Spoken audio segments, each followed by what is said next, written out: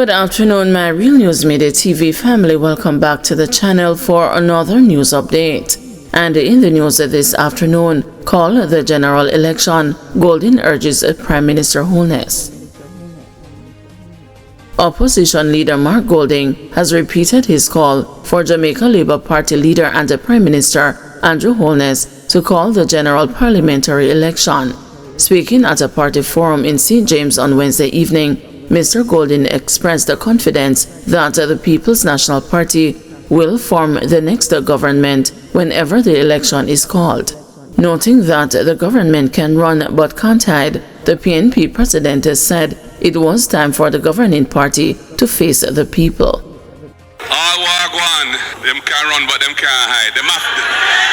They have to face the people. And if they felt comfortable and confident, this would have happened a long time. We were planning for an election from February. And because typically governments don't like to go to the wire with these things because it narrows their room for maneuver and so on. But they have been deferring it and deferring it. But it's not going to change. The people of Jamaica have made up their mind. And they want change. And they see the programs and policies that we are speaking about. And they understand that it is very important that the People's National Party be brought back into government so we can deliver a government that the people can have confidence in. Murder accused Leoda Bradshaw and alleged accomplices remanded until October 8. Leoda Bradshaw and her 3 alleged accomplices implicated in the murder of politician Philip Polwell's 10-month-old daughter Saroya and her mother Tashana Patterson have been remanded. They are to return to court on October 8 for further plea and a case management hearing.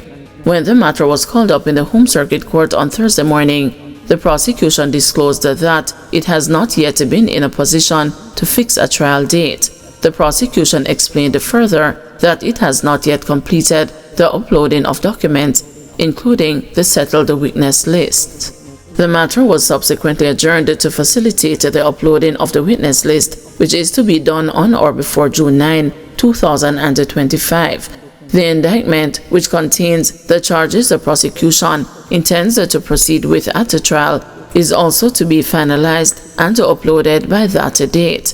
Ms. Bradshaw, a U.S. Navy officer who shares a child with Mr. Polwell, is charged along with her cousin Roland Balfour, as well as the alleged triggerman David Smith and B. John Black.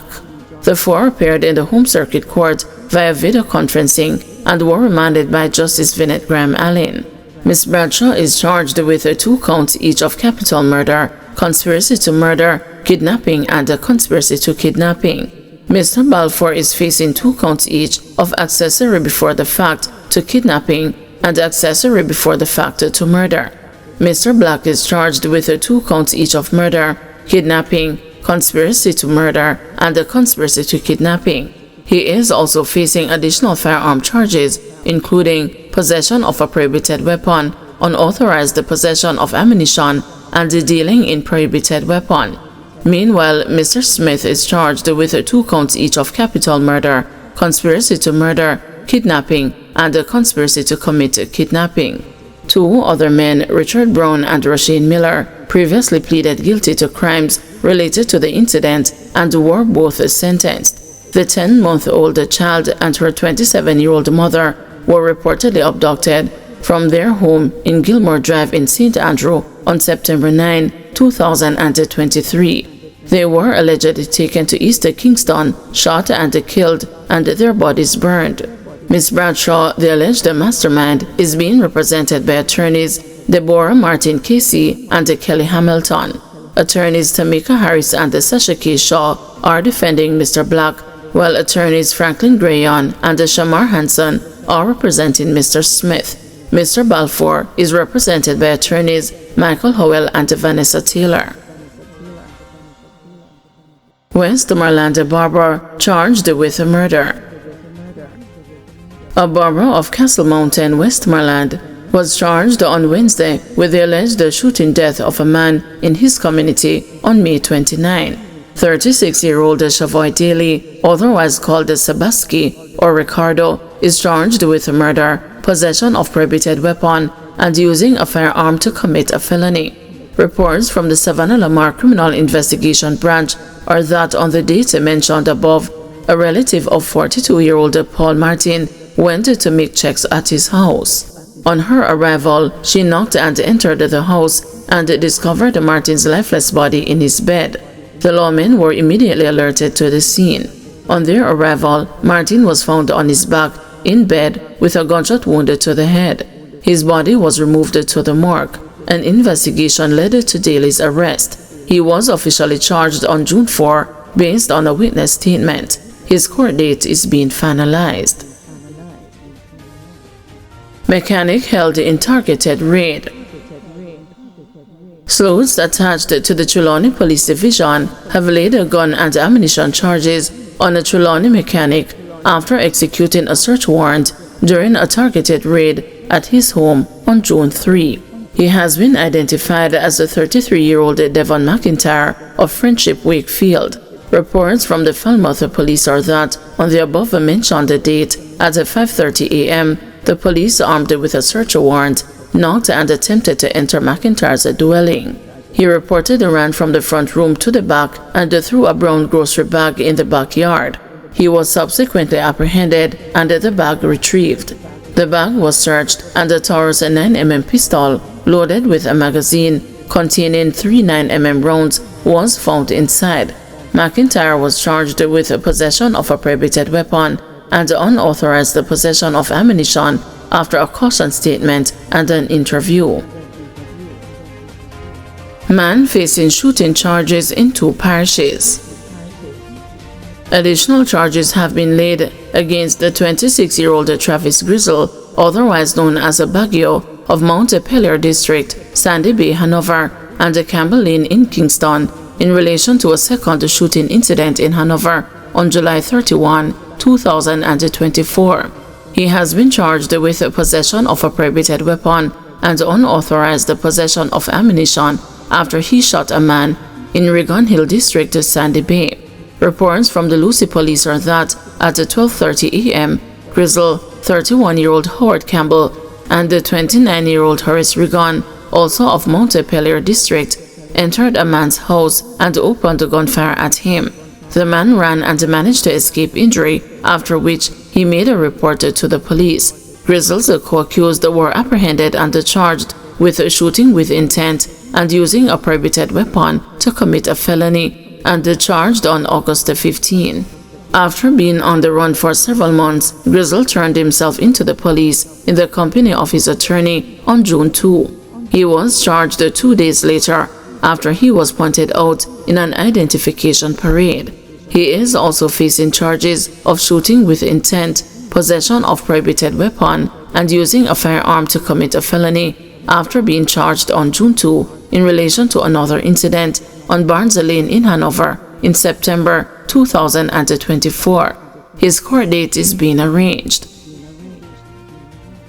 Tears and torment, mother of slain boy faces cruel accusations amid grief. Prudence Griffiths is living through the darkest chapter of her life, a period defined by unbearable anguish, devastating loss, and unimaginable cruelty. Her nightmare began on Friday, May 23, when her 8-year-old son, Navardo Blackburn, vanished without a trace. For 4 agonizing days, she combed the streets of Gregory Park, St. Catherine, praying for his safe return. But last Tuesday, her worst fears were realized. Navardo's decomposing body was found stuffed in the trunk of an abandoned car on Melvin Avenue, 5 minutes away from her home. The pain of losing her son has been crippling, but Griffiths says the grief has been compounded by heartless accusations. Instead of receiving support, she has found herself under attack by online users and even some members of her own community who have baselessly accused her and her mother of playing a role in the child's death. "We had to get counseling because people are saying me a careless mother and this and that," she said between tears. "I love my son with my entire heart, and to hear people say that cut me into pieces," she added. Navardo, who had an intellectual disability, and his 3 siblings, ages 15, 5, and 4, were left in the care of their grandmother on the day he disappeared.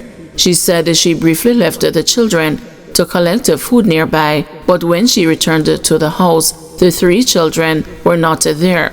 She said she immediately went in search of them and spotted them at a nearby playfield.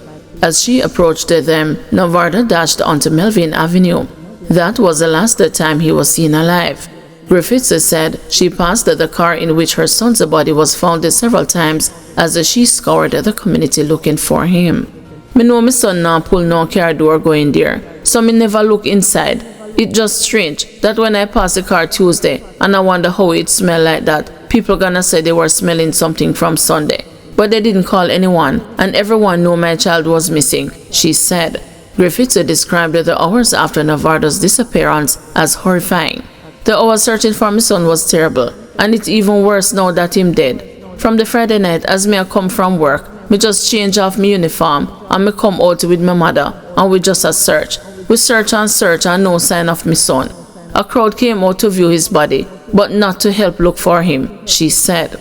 As the nation's children continue to go missing on a daily basis, Griffiths urged the persons to be more compassionate and less judgmental. I don't think people take missing children as serious as they should. Enough time I see children missing, and you hear people say them not really missing. A friend or a man yeah them there, she said. And in my case, some say me kill off my baby because him autistic. But from that little boy born and in hospital, every minute me over there, and I me do it without a father, Griffiths said.